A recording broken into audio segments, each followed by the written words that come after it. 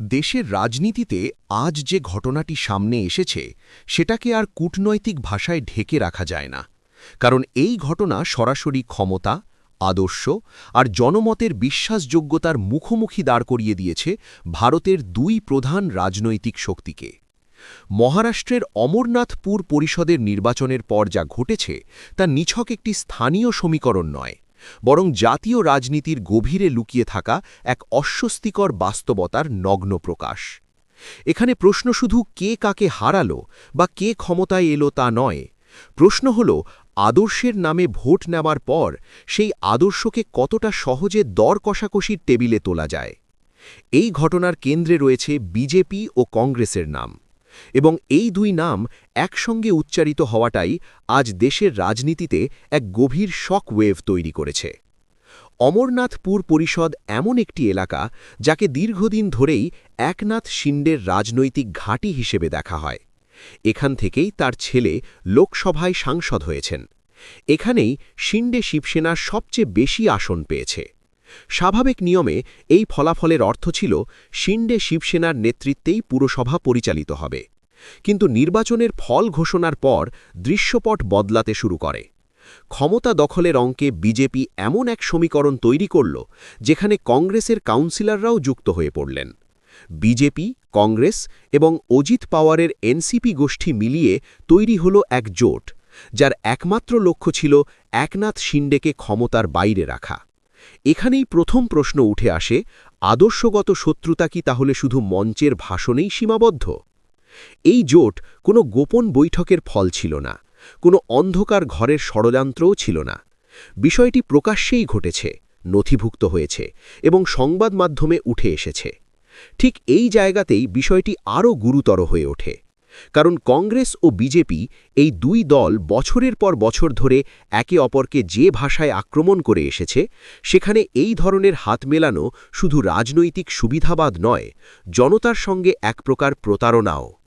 একদিকে বিজেপি দিনের পর দিন কংগ্রেস মুক্ত ভারতের স্লোগান দেয়, অন্যদিকে কংগ্রেস আরএসএস ও বিজেপির আদর্শকে গণতন্ত্রের জন্য বিপজ্জনক বলে তুলে ধরে।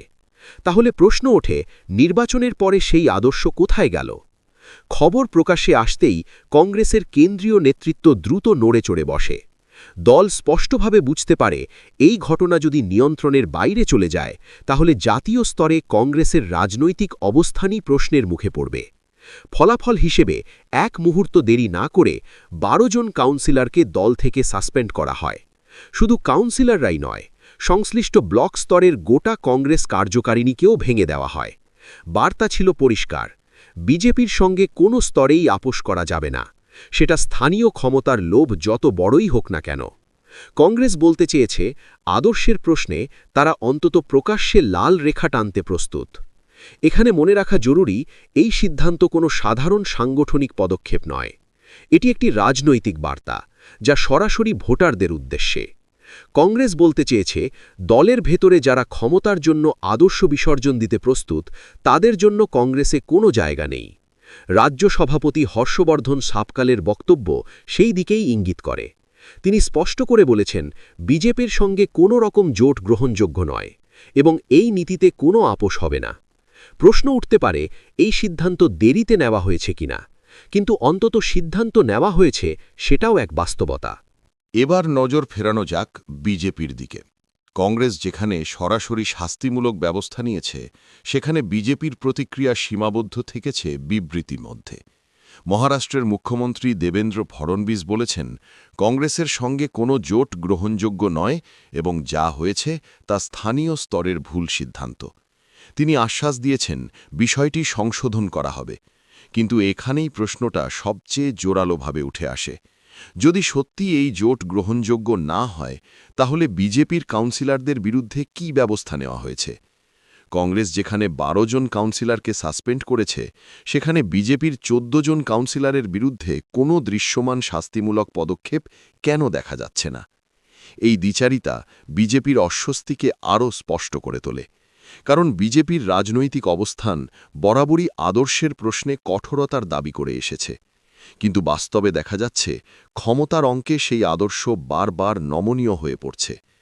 এই ঘটনা প্রথম নয়। এর আগেও মহারাষ্ট্রের আকট পুরসভায় বিজেপি সংখ্যাগরিষ্ঠতা না পেয়ে এমআইএম, শিবসেনা এবং এনসিপির কাউন্সিলরদের নিয়ে সরকার গঠন করেছে।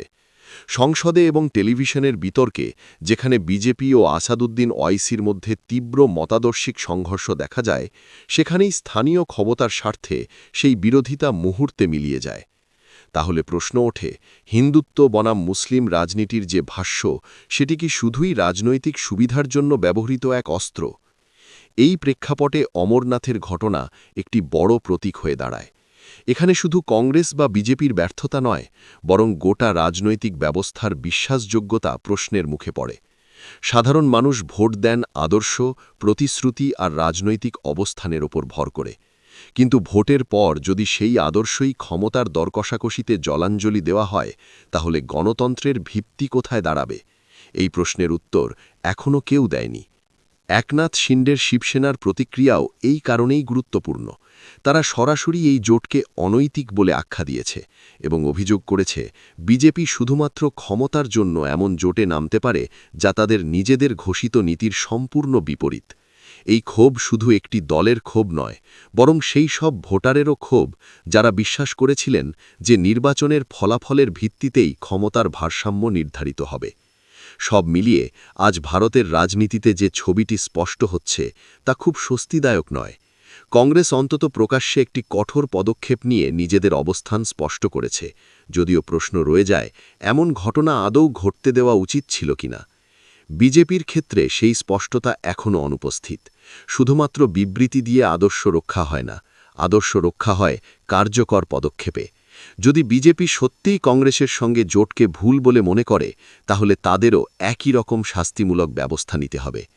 এই ঘটনার শিক্ষা একটাই, ভারতের রাজনীতিতে আদর্শের লড়াই ক্রমশ একটি মঞ্চসজ্জা হয়ে উঠছে, আর বাস্তব রাজনীতি পরিচালিত হচ্ছে ক্ষমতার ক্যালকুলেশনে। এই বাস্তবতা স্বীকার না করলে ভবিষ্যতে এমন ঘটনা আরও বাড়বে। শেষ পর্যন্ত ক্ষতিগ্রস্ত হবে সাধারণ মানুষের বিশ্বাস, আর গণতন্ত্রে বিশ্বাসই যদি ভেঙে পড়ে, তাহলে সেই গণতন্ত্র টিকে থাকবে কিভাবে? সেটাই আজকের সবচেয়ে বড় প্রশ্ন। বন্ধুরা, আপনারা কি মনে করেন কমেন্টে অবশ্যই জানাবেন, এবং আমাদের বিশ্লেষণ ভালো লাগলে রিসার্চ বাংলা নিউজ ইউটিউব চ্যানেলটিকে সাবস্ক্রাইব করে আমাদের পাশে থাকুন। ধন্যবাদ।